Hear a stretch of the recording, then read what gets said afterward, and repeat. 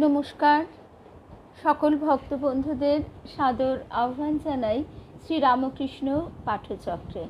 সকলকে সেইভাবে ঠিকমতো হয়তো মেসেজটা পাঠানো হয়নি, কারণ কাল অনেক রাত্রে আমাদের রূপশ্রীর আবদারে আজকে আমরা এই সকাল সকাল মানে এখন তো দুপুর হয়ে গেছে, তো দুপুরবেলায় আমরা একটু সমবেত হচ্ছি মায়ের কথা, ঠাকুরের কথা একটু আলোচনা করবার জন্য। কারণ এই যে একটা অস্থির পরিবেশ, এই অস্থির পরিবেশে সকলেরই মন হয়তো বিক্ষিপ্ত হয়ে রয়েছে, কিন্তু তবু আমরা তো কেউ কিছু কাজ বাদ দিয়ে বসে নেই। প্রতিদিনের দৈনন্দিন কাজকর্ম সবই করছি, জগতের এটাই নিয়ম, এইভাবেই জগৎ চলবে। কালকে যখন অনেক রাত্রে রূপশ্রী বলেছিল তখন আমার কিন্তু খুব আনন্দ হয়েছিল, কারণ এইভাবেই ঠাকুরই হয়তো আমাদের তার কাজের সঙ্গে যুক্ত করে দেন, তার কাজের দিকে ঠেলে দেন, এগিয়ে দেন। না হলে হঠাৎ করে ও বলবেই বা কেন। এই তো পারমিতা, রূপশ্রী, আমি ভাবছিলাম আমি জাস্ট মেসেজটা করেই সকাল থেকে সময় পাইনি। দেখো, সব সময় একটা কথাই, যেমন কাবেরীকেও ফোন করলাম, ও এখন অনলাইন ক্লাস করাচ্ছে, তার মধ্যেই ও ফোনটা ধরে আমাকে উত্তরটা দিল। আর মৌসুমি, সকল ভক্ত বন্ধুদের শুভেচ্ছা জানাই, শুভ মধ্যাহ্ন শুভেচ্ছা জানাই সকলকে। লক্ষ্মী, অনেক বেলায় আমি মানে মেসেজটা দিয়েছিলাম যে আমরা সবাই একটু সমবেত হব, মোটামুটি এই সময় সকলেরই হাতের কাজ গোছানো হয়ে যায়, তো সুতরাং আমরা কিছুক্ষণ সময় ঠাকুর মায়ের কাছে একটু বসি। আজকের দিনটা এমনিতেই খুব ভালো দিন, বৃহস্পতিবার, একাদশী। এই দিনটি আমরা শুদ্ধভাবে সাত্ত্বিকভাবে ঈশ্বর চিন্তা করবার চেষ্টা করি। ঠাকুর মায়ের শ্রীচরণে সাষ্টাঙ্গ প্রণাম নিবেদন করে, শ্রী গুরুদেবকে স্মরণ করে আমরা তাহলে একটু শুরু করি মায়ের কথা, ঠাকুরের কথা। আরেকটি কথাও আমরা বোঝবার চেষ্টা করব। গতকাল অনেক রাত্রি তখন জয়দীপ মহারাজের একটি লেখা পড়ছিলাম, মরমিয়া, এই পেজটি থেকে তার কিছু কিছু লেখা আমরা পাই। দিগন্ত বলে আমাদের একজন ফেসবুক ফ্রেন্ড আছে, সেও শেয়ার করে, মানে তিনি শেয়ার করেন। তার বাচ্চা মুখটা আমার ছেলেরই বয়সী, তাই বুঝতে পারলাম না, তুমি করেই সম্বোধন করলাম। তো যাই হোক, সেইখান থেকে একটি কথা আজকে মানে কাল রাত্রেই শেয়ার করে রেখেছিলাম আমার প্রোফাইলে, সেই কথাটি দিয়েই আজকে আমরা শুরু করব। একটু বোঝবার চেষ্টা করব জগতের এই কঠিন কঠোর পরিস্থিতি, তাহলে কি তার মানে কি, তার অর্থ কি, আমরাই বা কি করতে পারি। আমরা ঠাকুর মায়ের শ্রীচরণে সাষ্টাঙ্গ প্রণাম নিবেদন করে, শ্রী গুরুদেবকে স্মরণ করে তাহলে সেই প্রসঙ্গ দিয়ে শুরু করি।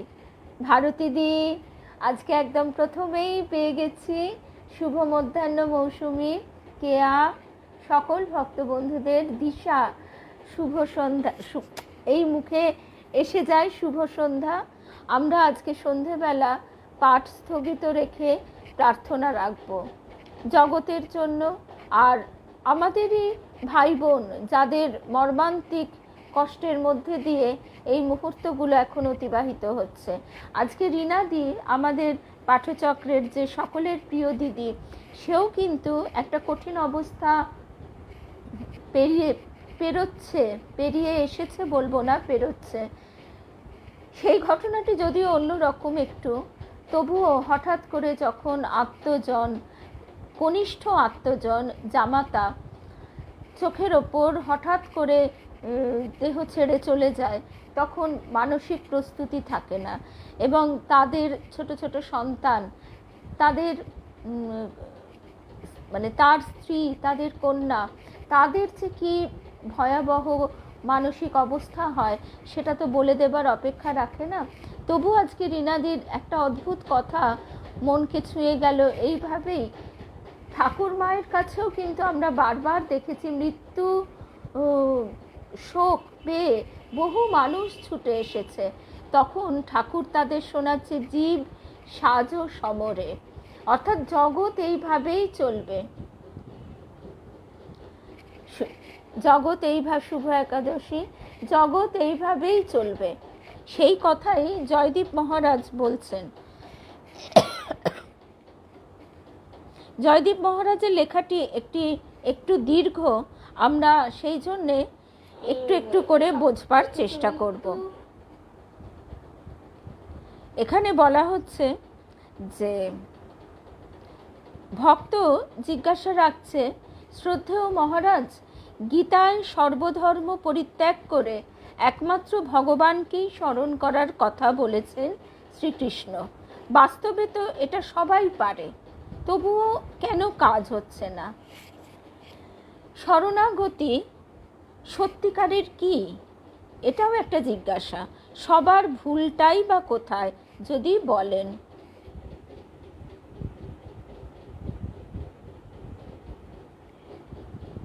নিশ্চয়ই ভারতীদি।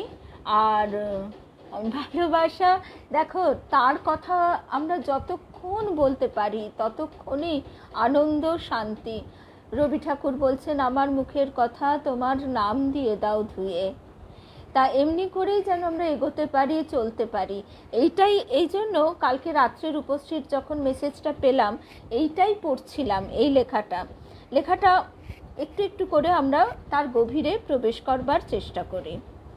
জয়দীপ মহারাজ উত্তর দিচ্ছেন, সবাই কি সত্যি সর্বধর্ম পরিত্যাগ করে একমাত্র ভগবানকেই স্মরণ করতে পারে?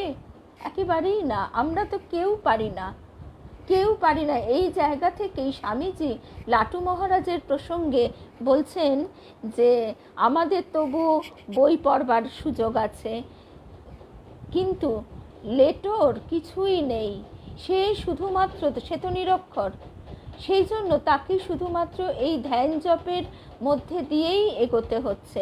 এই কাজটি যে কত কঠিন, যোগীরা তারা চান তাদের চিত্তে যেন তৈল ধারাবৎ নিরবিচ্ছিন্নভাবে ঈশ্বর চিন্তা চলতে থাকে। তার জন্য সুদীর্ঘ তপস্যা তারা করে চলেন, তবে যদি কিছুটা হয়। কিন্তু সেই অবস্থার মধ্যে ঠাকুর বলছেন, ঠাকুরের স্বামীজির ক্ষেত্রেও এইখানেই আমরা অবাক হয়ে দেখছি যে ঠাকুর, তিনি তো নির্বিকল্প সমাধি চেয়েছিলেন স্বামীজি। তারও অনেক আগে এই তৈলধারাবৎ যে ঈশ্বর চিন্তা, সেই জায়গায় ঠাকুর কি অদ্ভুত একটা শিক্ষা দিচ্ছেন। এই জগৎ তো তারই প্রকাশ। এই জগতে তুমি যা করছো, যার জন্য যা কিছু করছো, সবই তার কাজ, এইটি মনে করো। প্রথমে এই ভাবটি আমাদের আরোপ করতে হয়। তারপর ক্রমশ,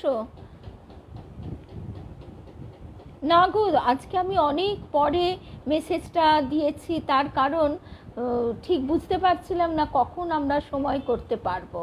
কালকের উপস্থিত আবদারে অনেক রাত্রে এই সিদ্ধান্ত হয়েছে। যাই হোক, তার ইচ্ছায় আমরা যে কজন আসতে পারি, আর তারপরেও লাইফটি তো থেকেই যায়। তো আমরা পরে নিশ্চয়ই আবার যেসব ভক্ত বন্ধুরা থাকতে পারবে না, শুনে নেবেন। আজকে আমরা মায়ের কাছে তো প্রার্থনা রাখবই সন্ধেবেলা, আর সব সময়ই প্রার্থনা প্রতি মুহূর্তে। তার সঙ্গে আমরা এই যে ঘটনাগুলি ঘটে, তার আঘাত আমাদের সকলকে একেবারে চূড়ান্তভাবে আহত করে, ঠিক কথাই। কিন্তু আমরা কি করব? আমরা এইটুকু তো পারি, কিন্তু সেটাও কি সঠিকভাবে করি? এই যে আমাদের খাওয়া দাওয়া, ঘুম, সাজসজ্জা, বেরোনো, কোনো কিচ্ছু তো বাদ নেই, এবং বাদ দেওয়াও যায় না। জগতের নিয়মে চলে। আমার বাবা চলে যাবার পর একদিন সন্ধেবেলা, যেখানে আমার বাবা থাকতেন ওল্ড এজ হোমে, সেই রাস্তার সামনে দিয়ে আমি রিক্সা করে যাচ্ছি, আমি আর আমার পুত্র। যেতে যেতে আমি একটু কলিং বেল বাজলো, খুলে দিয়ে আসি। হ্যাঁ,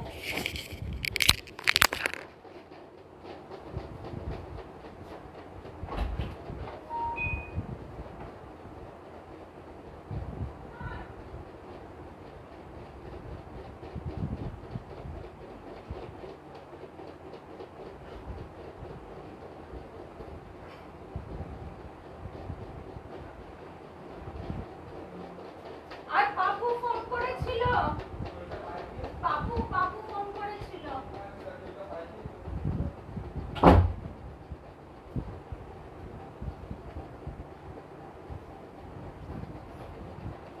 তো আমি তখন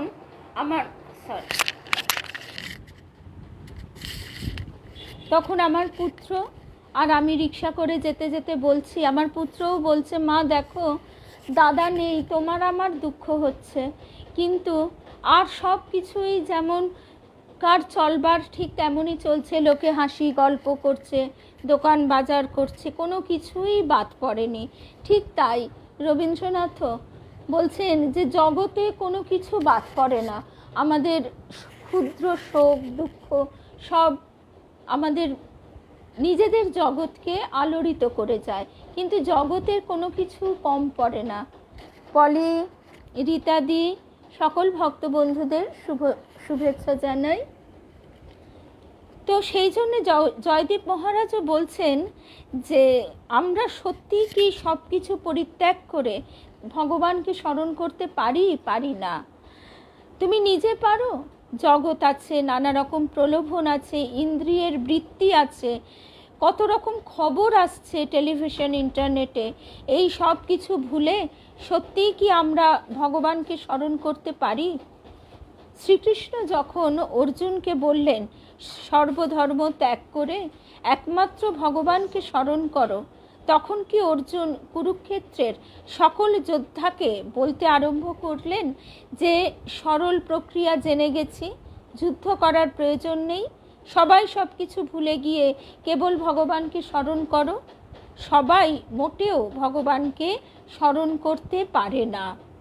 গিরিশ ঘোষের মতো অত বড় ভক্তও বলছেন সবসময় ঈশ্বর চিন্তা করা আমার দ্বারা হবে না। ঠাকুর বলছেন তা না হয় সকাল বিকেল দুবেলা করে অন্তত চেষ্টা করো। গিরিশ ঘোষ বলছেন সেটাও পারবো না, কখন কোথায় কি অবস্থায় থাকি, মদ খাই, আজে বাজে জায়গায় যাই, ওটাও পারবো না, তুমি আমার বকলমা নাও। ঠাকুর তখন তার বকলমা নিলেন।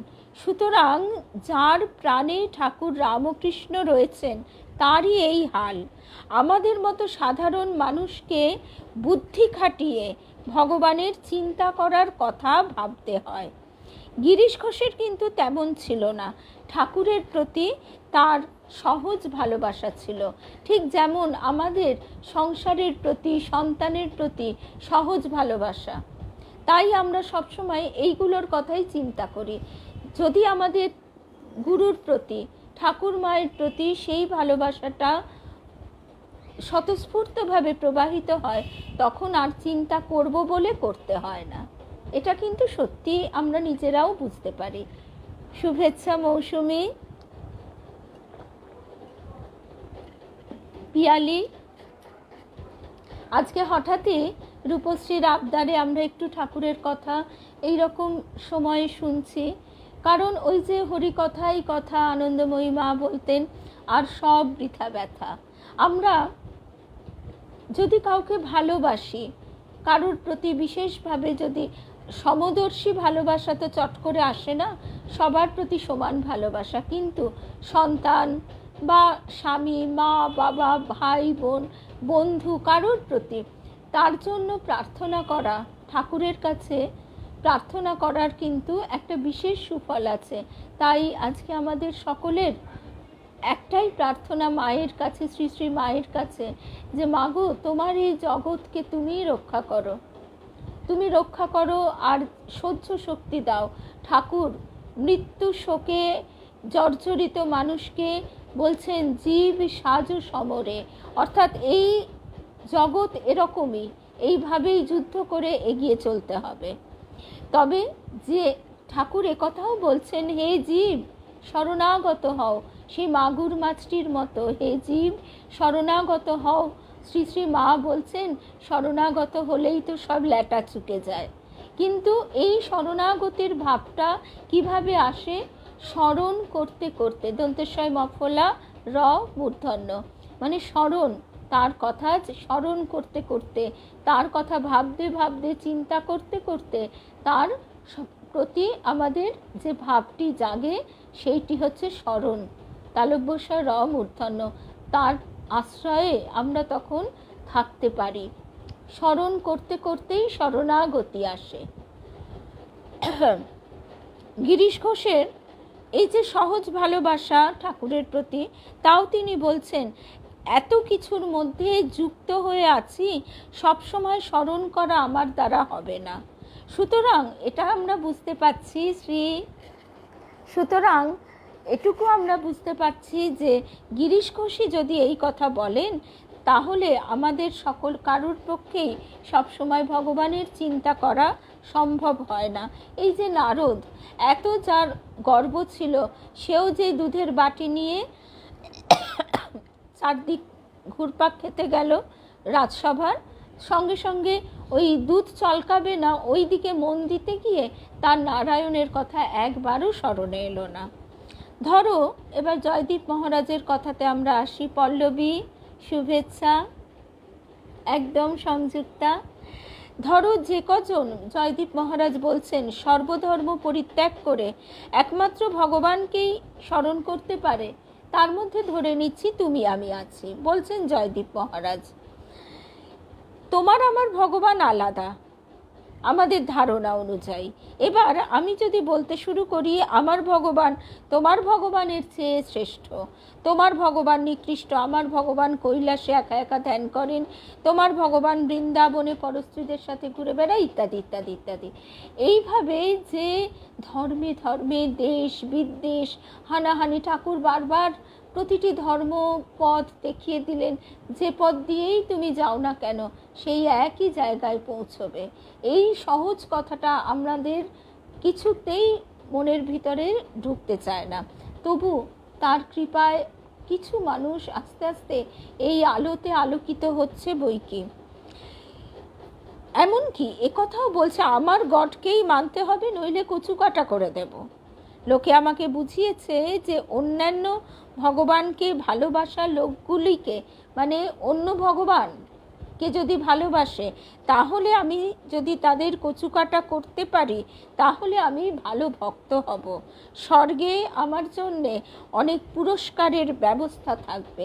এই ধরনের বুজরুকি বা এই ধরনের মিথ্যা প্রবচনের দ্বারা মানুষ, সাধারণ মানুষ কিন্তু দেখা যাচ্ছে প্রচণ্ড রকমভাবে তাদের মনের মধ্যে প্রভাব বিস্তার হচ্ছে। এইভাবে একজনের ভগবান শান্তিপ্রিয়, আর একজনের ভগবান প্রতিহিংসা পরায়ণ। তার ফল আমরা দেখছি জগৎ জুড়ে ঝামেলা, অশান্তি। কারণ কি?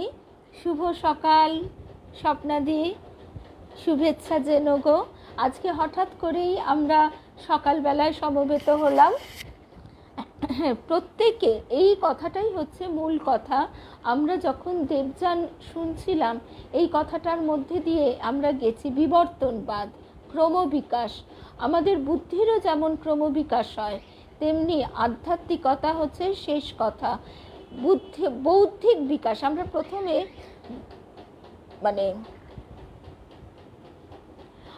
প্রথমে এই যে মনুষ্য দেহটা পাই, সেটা 84 লক্ষ জন্ম পরিভ্রমণ করে।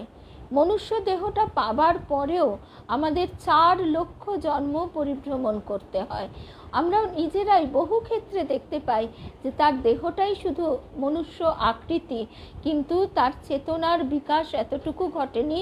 মানে কোনো কোনো ক্ষেত্রে সে পশুর মতো, আবার কোনো কোনো ক্ষেত্রে সে পশুর থেকেও অধম।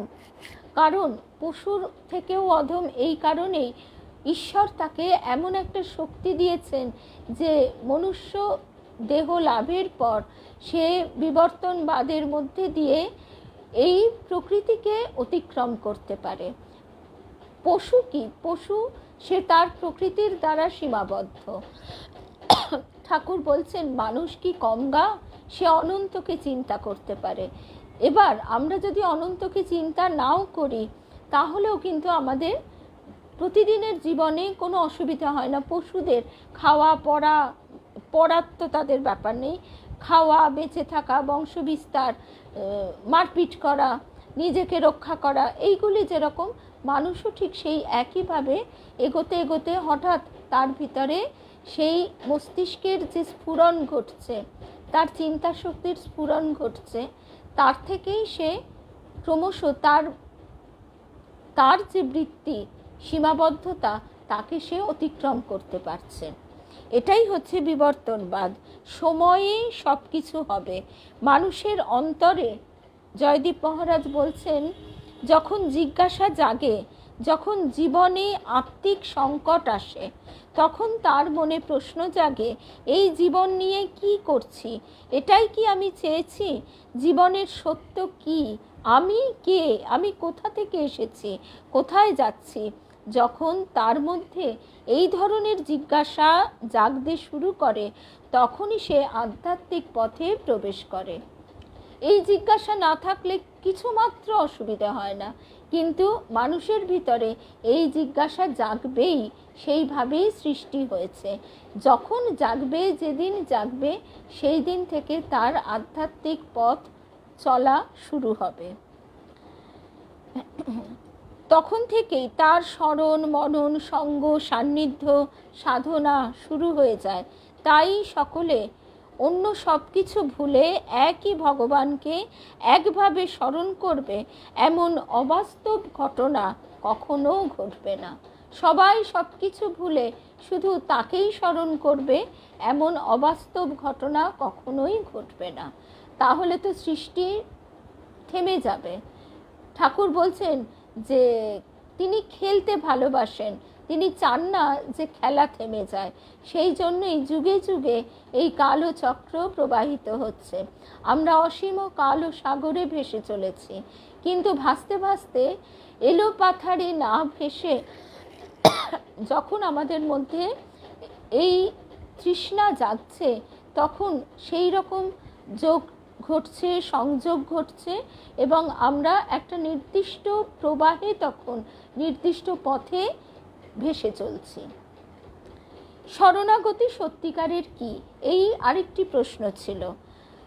জয়দীপ মহারাজ বলছেন, তুমি যখন নিজের ইচ্ছাকে তার ইচ্ছায় সমর্পিত করছো, নিজের ইচ্ছা যখন তাকে অর্পণ করছো, সেটাই শরণাগতি। এই কথাটা আমাদের দেবীমা বারবার বলতেন, যে শরণাগতি আমরা বলি আমরা তার শরণাগত, কিন্তু নিজের ইচ্ছাটি আমরা সাজিয়ে রাখি, নিজের প্ল্যান, নিজের প্রোগ্রাম, নিজের ভবিষ্যৎ চিন্তা, সেইটা রেখে আমরা বলি, ঠাকুর তুমি আমার এই ইচ্ছাটি পূর্ণ করে দাও।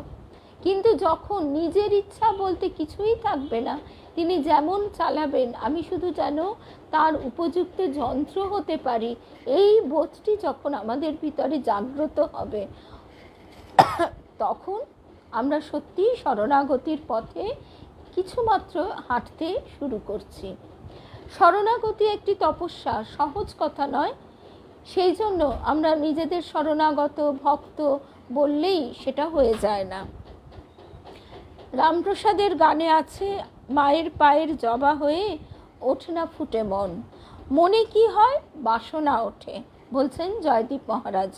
সেই বাসনা যেন মায়ের পায়ের জবা হয়ে ওঠে, অর্থাৎ নিজের ব্যক্তিগত কোনো ইচ্ছা, আমার সন্তানের এই হোক, আমার বাড়ি হোক, আমার গাড়ি হোক, আমার এই বেড়ানোটা হোক, ইভেন আমার নিজের জন্য এইটা হোক, ওইটা হোক, কোনো কিছুই চাওয়া থাকবে না, ব্যক্তিগত কোনো ইচ্ছা।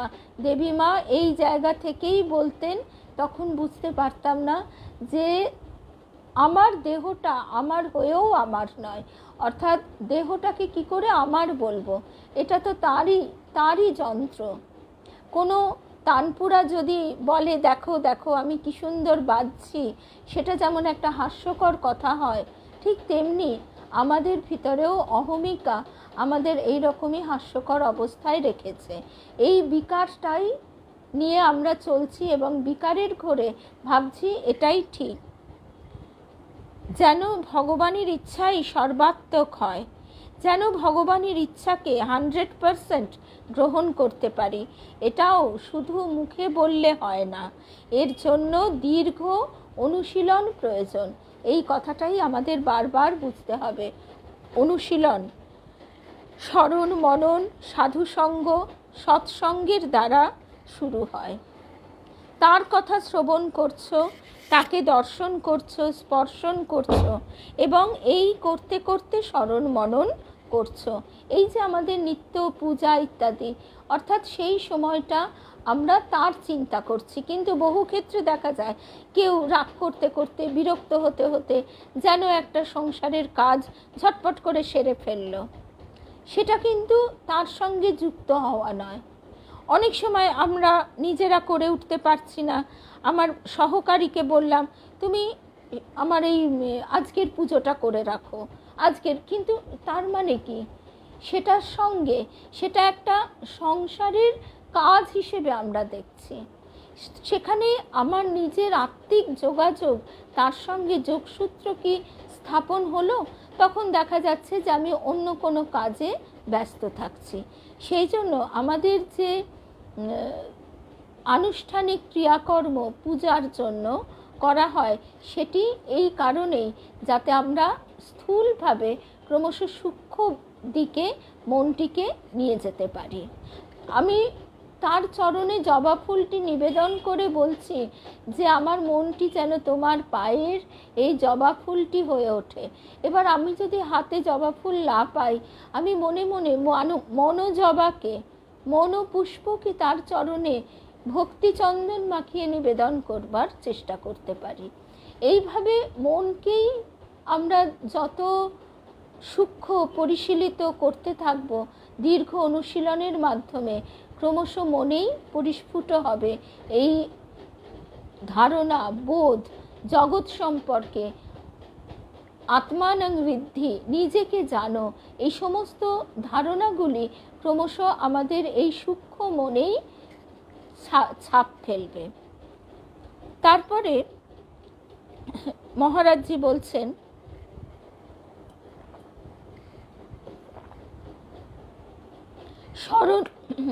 শরণ নেওয়া মানে তাকে নিজের ভার দেওয়া। শিষ্য যখন গুরুর কাছে শরণ নেয়, তখন গুরুর নির্দেশ অনুযায়ী এগিয়ে যেতে চেষ্টা করে।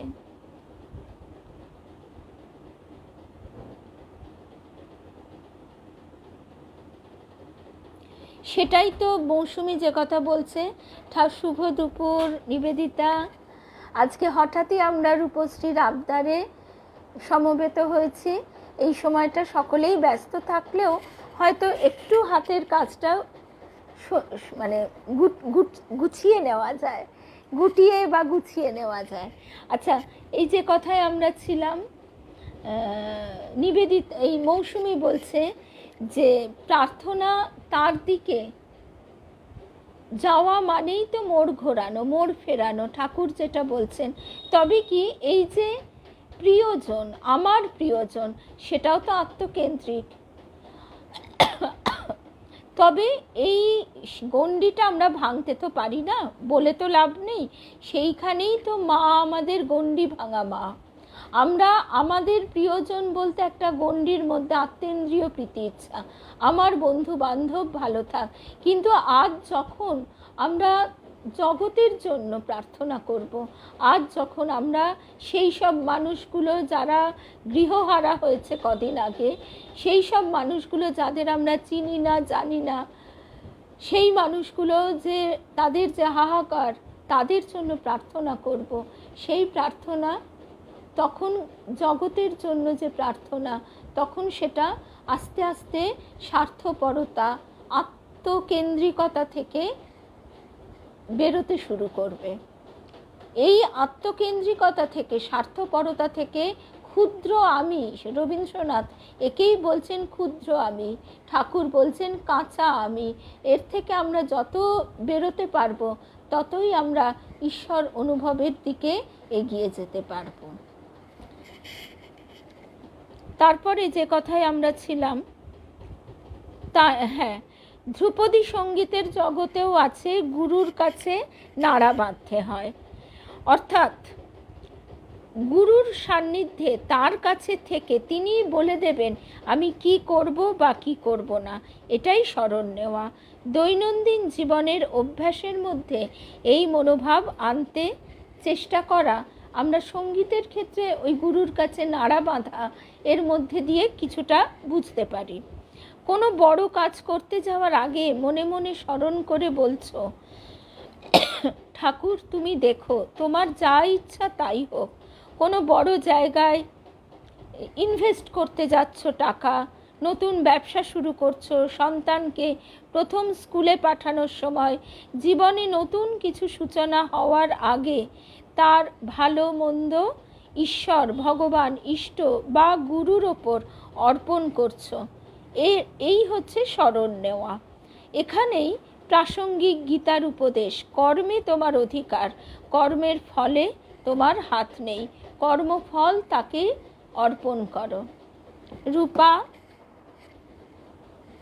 কর্মফল তাকে অর্পণ করো, অর্থাৎ আমি সন্তানকে আমার কর্তব্য অনুযায়ী তাকে আমি এগিয়ে দিলাম, এরপর তাকে আমি উৎসাহিত করব, লেখাপড়ার দিকে এগিয়ে নিয়ে যাবার জন্যে চেষ্টা করব, কিন্তু তার ফলটা যদি সবসময় আমি বিশ্লেষণ করতে থাকি, পেতে চাই, তাহলে কিন্তু সেটা হতে পারে না, কারণ সেও একটা সম্পূর্ণ আলাদা জীবাত্মা। তার কামনা বাসনা দিয়ে সে গঠিত হয়েছে, তার পূর্ব জন্মের সংস্কার দিয়ে। আজকে তার সংস্কারের সঙ্গে আমার সংস্কার মিলেছে বা তার বাবার সংস্কার মিলেছে বলেই আমরা সবাই কাছাকাছি এক জায়গায় একটা পরিবার রূপে অবস্থান করছি। সুতরাং সেখানে আমরা আমাদের কর্তব্যটুকুই যেন শুধু করতে পারি, এই বোধটা একটু একটু করে আমাদের ভিতরে আমরা যত কাল্টিভেট করব, মানে যত চিন্তা করব, ততই বুঝতে পারবো। এখন প্রশ্ন, না তার আগে আর একটা কথা আছে, এটা একবার শুনেই হয় না, একে অভ্যাসে আনতে হয়। ঠাকুর বলছেন, শ্রীরামকৃষ্ণ এইভাবে ভাবতে অভ্যাস করতে বলছেন, শরণাগতির চরম অবস্থায় সমর্পণের ভাব চলে আসে, তখন আমি আমার লুপ্ত হয়ে সবই তুমি তোমার হয়ে যায়। এটা একবার শুনেই হয় না, এটাকে অভ্যেসে আনতে হয়। আমার যা কিছুকে আমার বলছি, যেমন আমার ঘর, আমার শরীর, আমার খাবার, আমার টাকা, আমার সন্তান, আমার পোশাক, এগুলি হয়তো আমরা কথোপকথনের সুবিধার জন্য বলছি, কিন্তু মনে জানতেই হবে এগুলোর কোনোটাই আমার নয়, কিছুদিনের জন্য ব্যবহার হচ্ছে মাত্র। এটা নিজের মন, আমরা মুখে কথা বলবার সময়ও মন যেন সজাগ থাকে যে আমিত্বটা যেন আস্ফালন না করে।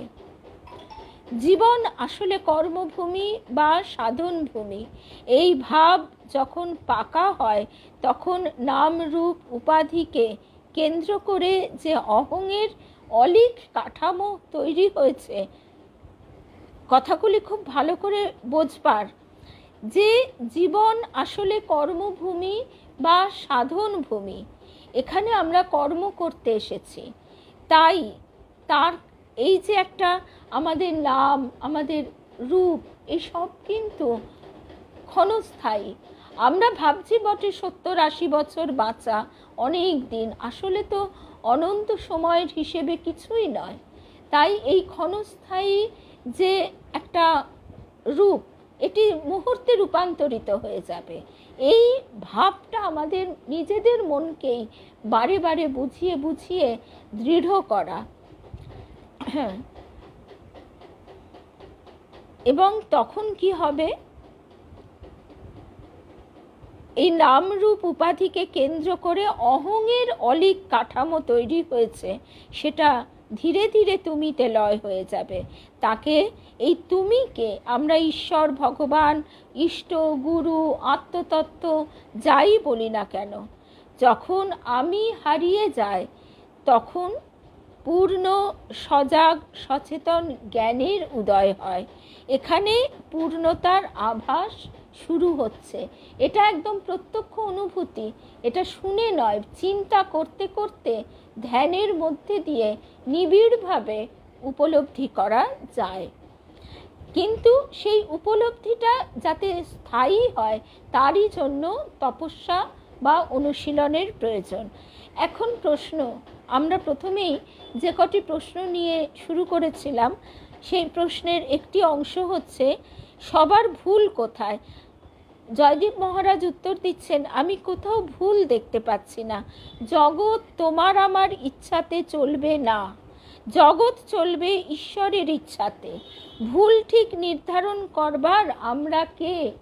ঠাকুরও কথামৃতে এই কথাটি বারবার বলছেন যে তুমি আমি কি ভুল ঠিক বলে দেব? আমরা কি কোনো নির্ভুল বিশ্ব রচনা করব? এতকাল ধরে মানুষ তাই তো চেষ্টা করে এসেছে। ধর্ম, রাজনীতি, অর্থনীতি, গণতন্ত্র, পুঁজিবাদ, সমাজবাদ, নানা রকমের গালভরা নাম দিয়ে এক একটা তত্ত্ব খাড়া করে এক একটা ভাব সৃষ্টি করতে গেছে যেখানে কোনো ভুল নেই। কিন্তু পেরেছে কি? পারেনি, পারবেও না। মানুষের স্বভাব কি পাল্টাতে পেরেছে? এটাই মূল কথা। মানুষের স্বভাবের পরিবর্তন না হলে এটা হতে পারে না। সেটাই হচ্ছে এই কলির প্রভাব। এটা শাস্ত্রে যে কথা বলা হয়, সত্য যুগে মানুষের মন অনেক ত্যাগে ভাবে পরিপূর্ণ ছিল, সংযত ছিল। তারপরে আমরা দেখছি ক্রমশ সেই ভাব থেকে বিচ্যুত হতে হতে ক্রমশ যেন সেই ষড়রিপু প্রচণ্ড আস্ফালন করছে আমাদের সকলের ভিতর। আগে আমরা সেই জন্য আমাদের শাস্ত্র বারবার বলছে তুমি জগৎকে পাল্টাবার আগে নিজেকে পাল্টাও। আজকে এই কথাটা বলতেই হয় স্বামী সোমেশ্বরানন্দজি মহারাজকে স্মরণ করে। এই করোনার সময় তিনি এই কথাটা, অনেক অনেক ভালোবাসা গো, এই কথাটা বন্ধে স্বামী সোমেশ্বরানন্দজি মহারাজ বারবার আমাদের স্মরণ করিয়ে দিতেন। যে জিনিসটা আমরা চাই না, করোনা, আমরা কেউ চাইনি তাতে আক্রান্ত হতে, বা আমার চেনা পরিচিত বা কেউ আক্রান্ত হোক, তবু আমরা কারোর সঙ্গে দেখা হলেই আমরা বারবার সেটা নিয়েই আলোচনা করেছি। একবার একটি পারিবারিক অনুষ্ঠানে গিয়েছিলাম, একটি শোকের অনুষ্ঠান। সেখানে যে শ্রাদ্ধ শান্তির ক্রিয়া চলছে তাকে নিয়ে কারোর এতটুকু প্রসঙ্গই নেই। সেখানে মোটামুটি 50 থেকে 70-এর মধ্যে মানুষজন ছিলেন। তারা কিন্তু মানে কন্টিনিউয়াস তাদের রোগ ব্যাধি নিয়ে আলোচনা করে গেলেন। কে কত ডাক্তার দেখায়, কোন ডাক্তার দেখায়, কী রোগ কী ব্যাধি, এটাই তাদের মূল প্রসঙ্গ। আমাদের গুরুদেব বলতেন যে তোমরা রোগ ব্যাধির কথা চিন্তা করে করে রোগ ব্যাধিকে আকর্ষণ করে আনো।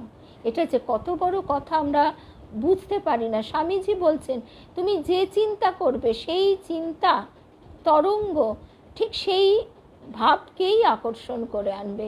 তাই আমরা দেখি যে সব মানুষ নেগেটিভ চিন্তা করে তারা সেই চিন্তার মধ্যেই তলিয়ে যায়। যারা আত্মহত্যা করে তারা তার মধ্যেই পাক খেতে খেতে ডুবে যায়। এমনকি আমাদের শাস্ত্রে বলা হয় যে আত্মহত্যা মহাপাপ, 7 জন্ম তাকে সেই অবস্থার মধ্যে দিয়ে চলতে হয়। তো সুতরাং আমরা দেখতে পাচ্ছি যে নিজেকে পরিবর্তন করাটাই হচ্ছে প্রথম প্রয়োজন, সর্বাগ্রে প্রয়োজন।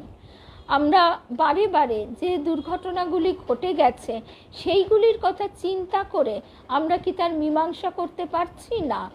সেইগুলি মীমাংসা করবার জন্য যাদের সেই অবস্থানে যারা রয়েছেন তারা করছেন, কিন্তু যারা নেই আমরা সেই মুহূর্তে ঈশ্বর চিন্তা করবার যদি চেষ্টা করি তাহলে আর কিছু না হোক জগতে একটা পজিটিভ ভাইব্রেশন সৃষ্টি হয়। আমরা শাস্ত্রে শুনি যে আজও বহু সাধক হিমালয়ে রয়েছেন যারা তাদের সারা জীবনের তপস্যার ফল এই পৃথিবীতে সমর্পণ করছেন। কেন? তা না হলে আরও অনেক যুদ্ধ বিগ্রহ দাঙ্গা হাঙ্গামায় এই ধরিত্রী মাতা একেবারে ছিন্ন ভিন্ন হয়ে যেত। একদম নিবেদিতা, এই মুহূর্তে এই যে আমরা যদি বারবার ওই মেয়েটির মুখটা দেখতে থাকি, আমরা কি সত্যি তাদের জন্য সেইভাবে ব্যাকুল আকুল কি হই যে মুহূর্তে আজকে আমাদের সেই ডাক্তার মেয়েটির জন্য যেখানে প্রতিবাদ যতটা করা দরকার ততটা অবশ্যই করা প্রয়োজন, কিন্তু বহু ক্ষেত্রে দেখা গেছে নিজেদেরকে আমরা গ্লোরিফাই করবার জন্য প্রতিবাদের সামিল হয়েছি, সেখানে সেলফি তুলছি, সেগুলো ফেসবুকে পোস্ট করছি যে আমিও সেখানে ছিলাম। এটা কিন্তু প্রয়োজন না নিজেকে গ্লোরিফাই করা? এইগুলি বিচার করে আমাদের নিজেদের সততাকে জাগ্রত করাটা কিন্তু অধিক প্রয়োজন বলেই জয়দীপ মহারাজ আমাদেরকে সজাগ করছেন। বলছেন দুটো শব্দ আছে, মাইক্রো এবং ম্যাক্রো। মাইক্রো বলতে এক বা ইন্ডিভিজুয়ালকে বোঝায়, আর সবাই বা সব কিছুকে নিয়ে হচ্ছে ম্যাক্রো। ম্যাক্রোর স্বভাব কি পাল্টানো যায়? ধরো শ্রীকৃষ্ণ যখন অর্জুনকে ভগবদ গীতা বললেন, তাতে অর্জুনের কিছুটা পরিবর্তন হলো, অন্তত যুদ্ধ করার জন্য তিনি কিছুটা প্রস্তুত হলেন। সেই প্রবচনটাই কুরুক্ষেত্রের সকল যোদ্ধাকে দিলে কি সবার মধ্যে পরিবর্তন হতো না? কারণ সকলে সেই উপযুক্ত আধার নয়। একদম এই এতক্ষণে সিদ্ধার্থ একটা সঠিক কথা আমাদের শোনালে। এও এক মহামায়ার বিচিত্র লীলা, অনন্ত ভাব, অনন্ত রূপ, অনন্ত লীলা। তার মধ্যে সেথায় আমিও ধরিব একটি জ্যোতির রেখা। অর্থাৎ আমি নিজেকে সৎ করব, নিজেকে জয় করব। এই যে ষড়রিপুর দ্বারা আমরা আক্রান্ত, আমরা নিজেকে যদি জয় করতে পারি, এই ভাবটি যদি আমরা আমাদের লোককে শেখাতে হবে না, একজনের জীবন দেখে তার আশপাশের লোকেরা শিখবে। এই ভাবটিকে যদি আমরা আয়ত্ত করতে পারি, তাহলেই দেখা যাবে জগতের পরিবর্তন। এবং জগতের পরিবর্তন অবশ্যই শুরু হয়েছে। আমরা দেবযানে আর একটা কথা শুনেছিলাম যে যুদ্ধ বিগ্রহ ইত্যাদি এসে মানুষকে আঘাত করে মানুষের চেতনাকে ফিরিয়ে দেয়। মানুষ যদি সুখের সাগরে ভেসে থাকে, তাহলে সে যতবার না ঈশ্বর চিন্তা করে, তার থেকে আঘাত পেলে অনেক বেশি সে ঈশ্বর চিন্তা করতে শুরু করে। তারপরে জয়দীপ মহারাজ বলছেন, এটাই জগতের চরিত্র। প্রত্যেকে তার নিজের বিবর্তনের ধারায় আছে। আজকে যে ভীষণ দুর্বিনীত কুকর্মের হোতা, তাকে একটা সময় চূড়ান্ত ভোগান্তির মুখোমুখি হতে হবে। জন্ম জন্মান্তরের টানাপোড়েনে তার চেতনার পরিবর্তন হবে। সে তখন অন্তর্মুখী হতে চাইবে, তার দুঃখ কষ্টের সুরাহা খুঁজবে। সে বুঝতে পারবে যে বাইরের জগৎকে দোষ না দিয়ে নিজেকে আরও শুদ্ধ করতে হবে। নিজেকে সুন্দর করতে পারলে জগৎকেও সুন্দর লাগবে। সুতরাং ভুল বলে কিছু নেই। চোর, ডাকাত, দস্যু, খুনিরাও জগতে থাকবে, লুচ্চারূপী নারায়ণ ঠাকুর বলছেন। আবার দেব দেবী, সাধু, সন্ন্যাসী, মহাপুরুষরাও জগতে থাকবেন। সাত্ত্বিক, রাজসিক, তামসিক সকলকে নিয়েই জগৎ। অধর্ম যেমন থাকবে তেমনি ধর্মও থাকবে। ধর্ম অধর্মের সংঘাত হবে, তবে কম বেশি। যুগে যুগে তার পরিবর্তনও হবে, কখনো ধর্মের ভাগ বেশি, কখনো অধর্মের ভাগ বেশি। তাই বলছেন জয়দীপ মহারাজ, সবার ভুল নিয়ে তোমাকে মাথা ঘামাতে হবে না। তোমার নিজের কোথাও ভুল হচ্ছে কিনা সেটা বরং খোঁজো। কোনো সংস্কার বা চিন্তার বাঁধন তোমাকে আটকে রাখছে কিনা দেখো। একদম নিজে যখন আমরা পারবো না, চেষ্টা করতে করতে তার কাছেই প্রার্থনা, কাবেরী তার কাছেই প্রার্থনা, এবং সেই প্রার্থনার উত্তর তো তিনি দিয়েই রেখেছেন, তুই 1 পা এগিয়ে আয়, আমি 10 পা এগিয়ে আসবো। ভুল ঠিক এই বিচারের মানদণ্ডে জগৎকে দেখো না। জগৎ তার নিজের মতো করে চলছে, ঠিকই চলছে। জ্ঞানীরা বলেন, জগৎ ঝুট হ্যায়, কুত্তা কা পুছ হ্যায়। কী অর্থে ঝুট? সব কিছু ঠিক করে দেব, সব কিছু ভালো হবে, জগতের সবাই সুন্দর, সবাই ভগবানকে ডাকছে, ধ্যান করছে, প্রার্থনা করছে, সবার মধ্যে শান্তি, যুদ্ধবিগ্রহ নেই, অশান্তি নেই, বিকার নেই। এই জগৎ কোনো দিন হবে না, অবাস্তব। সত্য যুগেও এরকম ছিল না। অর্থাৎ এই যে জগতের প্রকাশ এবং বিকাশ, এটি এই 3 গুণের সমাহারে, সত্য রজ তম। তবে যুগে যুগে কোনো গুণের প্রকাশ বেশি দেখা যাবে। যখন যে গুণের প্রকাশ বেশি থাকবে তখন সেই ভাবেরও বিকাশটা বেশি দেখা যাবে।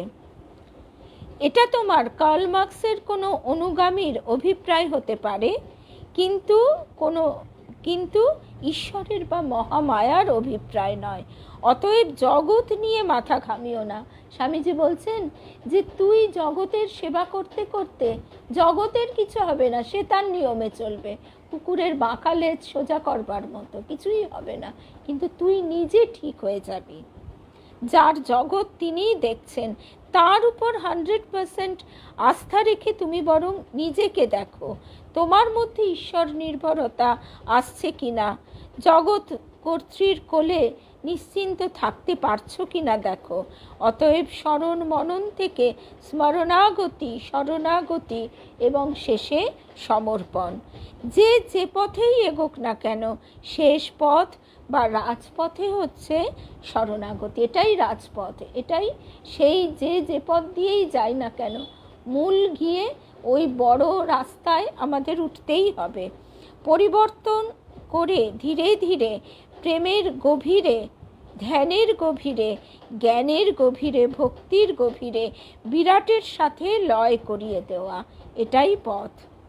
অহংকে তাড়ানো, ভস্মীভূত করা বা নাশ করা যায় না, শুধু অহংয়ের চরিত্র পরিবর্তন। ঠাকুর যাকে বলছেন মোড় ফেরানো, অর্থাৎ নিজেকে গঠন করতে করতে আমরা জগতের দিকে যখন তাকাবো তখন আমাদের প্রত্যক্ষ বোধ জাগবে, শোনা কথা নয়, নিজের বোধ, নিজের জাগরণ। আর ওই বিবর্তনের পথে যে যেখানে দাঁড়িয়ে আছে সে সেখান থেকে বুঝতে শুরু করবে। ওই যে কথা আমরা প্রথমেই শুরু করেছিলাম যে পশু সে একেবারেই প্রকৃতির অন্তর্গত, তারপর মানুষ যখন হচ্ছে তার বৌদ্ধিক বিকাশ ঘটছে। স্বামী সর্বপ্রিয়ানন্দজি মহারাজ যে কথাটি বারবার বলেন যে হার্ভার্ড ইউনিভার্সিটি, সেখানে পাণ্ডিত্যের সীমা পরিসীমা নেই, কিন্তু তাদের মানসিক দৈন্যতা দেখে তিনি অবাক হয়ে যাচ্ছেন। তারপরে ধন দৌলত তারও অভাব নেই, তারা জগতের যা কিছু যে কোনো সময় হাতের মুঠোয় আনতে পারে, কিন্তু তাদের মানসিক দৈন্যতা, এই মানসিক দীনতা থেকে মনের ঘরে আলো জ্বালবার কথা ঠাকুর আমাদের বারবার বলছেন। এবার আমরা মায়ের কাছে আসি। আসলে এই জগতের দিকে তাকিয়ে আমরা সকলে বড় ব্যথিত হই। আজকে তাই আমরা একটু এই প্রসঙ্গটি আলোচনা করে মায়ের কাছে আসছি।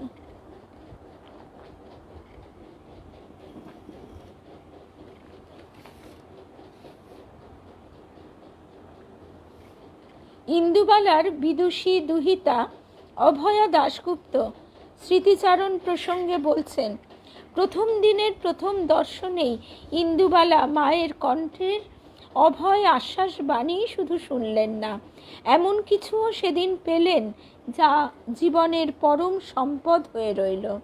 মা নিজের হাতে নিজেকে দিয়ে ইন্দুবালার সমগ্র জীবনের চিরসঙ্গিনী হয়ে রইলেন।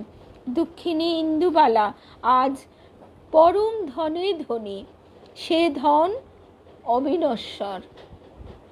আমাদের দেবীমা শেখাতেন যে তোমরা যে লক্ষ্মী পুজো করো, মায়ের কাছে কি চাইবে?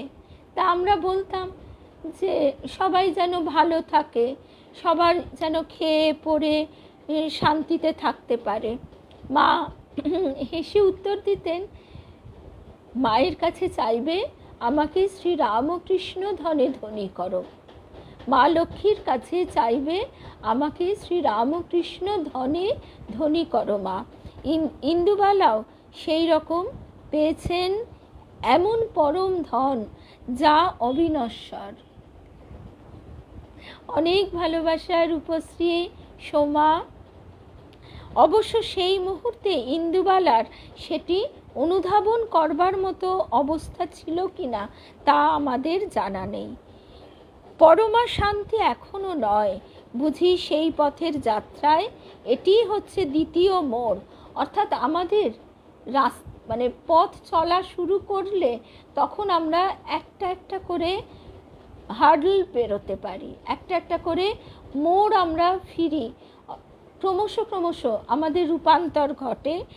পূর্বে যেমন অনুমান করেছি, ইন্দুবালা মায়ের অনুগ্রহে জ্বলন্ত শোকানলের বাইরে নিষ্ক্রান্ত হতে পেরেছেন, প্রভূত শান্তির অধিকারী হয়েছেন, কিন্তু অন্তহীন পরাশান্তি তখনও পর্যন্ত পেয়েছিলেন বলে মনে হয় না।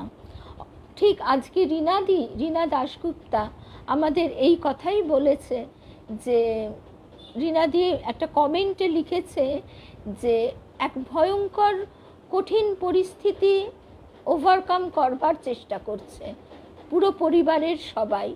আজকে রীনাদির অনুভব হয়ে আসছে যে এর মধ্যেও কোথাও একটা যেন মায়ের স্পর্শ। কেন এই কথাটা আমরা বুঝতে পারি, আমাদেরই ছোট্ট মেয়ে মহুয়া, ভক্ত বোন মহুয়ার পায়ের ওপর দিয়ে লরির চাকা চলে গিয়েছিল, পিষে গিয়েছিল। তার ছোট ছেলে তখন 6-7-এ পড়া, স্কুটিতে ছিটকে পড়েছে দুজনেই। মহুয়া বলেছিল যে 3 মাস ওই সময়ে খুব কষ্টও যেমন হয়েছে তেমনি আনন্দ হয়েছে, কেননা ওই সময় মাকে এমন করে ডেকেছি, এত ডেকেছি, তারপর তো আর অমনি করে ডাকতে পারি না, ওই ডাকটা ওই সময়ই ডেকেছিলাম।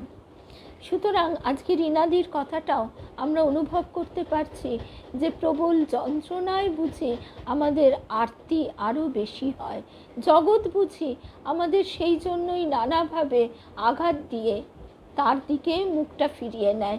আমরা কখনো দেখে শিখি, যখন দেখে শিখি না তখন ঠেকে শেখবার ব্যবস্থা তিনি করেন। কারণ এই বিবর্তনবাদ, এর মধ্যে দিয়ে আমরা যদি না এগোই তাহলে কিন্তু আমরা একটা স্লো ওয়ার্ল্ডে চলে যাব। সে কথাও আমরা দেবযানে শুনেছি, পড়েছি, যেখানে একটা দীর্ঘসূত্র জীবন যাপন করছে তারা, অনন্তকাল তারা সুখসাগরে ভাসছে। তাদের সুখসাগরে ভাসার বিরাম না থাকার কারণে তাদের চেতনারও উন্মেষ ঘটছে না। মোক্ষপ্রাণা মাতাজি তাই বারবার বলছেন, বাইরের জগৎ থেকে যখন তুমি চড় খাবে তখনই তুমি বুঝবে যে তিনি তোমাকে তার দিকে মুখটা ফিরিয়ে নিয়েছেন। অভয়ার ভাষা এখানেও উদ্ধৃত করলে আমাদের বক্তব্য স্ফুটতর হতে পারে। মানে ইন্দুবালা দেবীর কন্যা অভয়া, বলছেন স্বামী অবজজানন্দ। বিনোদেশ্বর ইন্দুবালাকে নিয়ে আবার এসেছেন মায়ের উদ্বোধনের বাড়িতে। এখনও তিনি সম্পূর্ণ শান্ত হতে পারেননি। মানে ইন্দুবালার সন্তান শোক। মা গঙ্গা স্নানে যাচ্ছেন, ইন্দুবালাকে সঙ্গে যেতে বললেন। ইন্দুবালা অচল, নানা প্রসঙ্গ দিয়ে মেয়ের অভিমান দূর করতে চাইছেন। মা ছাদ থেকে নেমে এলেন, এবারে শ্রী শ্রী ঠাকুরের ভোগ হবে, তাই মা ঠাকুর ঘরে গেলেন। ভোগ অন্তে প্রসাদ দেওয়া হয়েছে, সবাই প্রসাদ পাচ্ছেন। ইন্দুবালা কিন্তু স্থির, তার হাত নড়ে না। তিনি ভাবছেন, মা যদি নিজের থালা থেকে তুলে একটু প্রসাদ দেন, মুখে উচ্চারণ করবার দরকার হলো না। অন্তরের কথা অন্তর্যামীর কাছে পৌঁছে গেল একদম। মা নিজের থালা থেকে একটু প্রসাদ শোকার্ত অভিমানী সন্তানকে তুলে দিলেন। ইন্দুবালার ইচ্ছা পূর্ণ হলো, তার অন্তঃকরণ যেন সহসা ভরে উঠল। তিনি মাত্র সেই প্রসাদটুকুই খেলেন, তার খাওয়ার মতন অবস্থা সেদিন ছিল না। অথচ ভাবছেন, মায়ের বাড়ির প্রসাদী অন্ন সব না খেয়ে ওঠা অপরাধের কথা। সেই ভাবনা তাকে পীড়িত করছেন। তিনি ভাবতে চেষ্টা করছেন, মায়ের তো কিছুই অজানা নেই, কাজেই আজকের অক্ষমতা তিনি বুঝবেন। সঙ্গে সঙ্গে মায়ের মুখে শোনা গেল, এ কি সহ্য করা যায়, সদ্য এমন হয়েছে। ইন্দুবালার প্রতি দুঃখ হারিনি মায়ের এত কৃপা, যে কৃপায় তাকে পুত্রশোকের মাঝে স্থৈর্য এনে দিয়েছে, তার অশান্ত বিক্ষুভিত মনকে বহুলাংশে শান্ত করেছে। তথাপি সম্পূর্ণ শান্তচিত্ত সুস্থির তখনও হতে পারেননি। এই জন্যই এইগুলো আমাদের থেকে শেখা না, যেন আমরা দেখে শিখি। এই মন আমাদের নিজেদেরই তৈরি করবার জন্য সব সময় অনুশীলন করা, তপস্যা করা, প্রার্থনা করা, সাধন করার প্রয়োজন। তো আজকে এই ইন্দুবালার কথাটা পড়তে পড়তে এটাই মনে হচ্ছে যে এই যে আজকে মানুষকে এত মানুষের এত হাহাকার, এত যন্ত্রণা, সান্ত্বনা বলে তো কিছু নেই, সান্ত্বনা হয়ও না, কিন্তু এই জগতের প্রতি দৃষ্টিভঙ্গিটা প্রত্যক্ষভাবে বদলে যায়। সেই বদল তার কৃপাতেই হয়। সেই জন্যই আমাদের নিত্য শরণাগত হবার জন্য ঠাকুর বলছেন, হে জীব শরণাগত হও।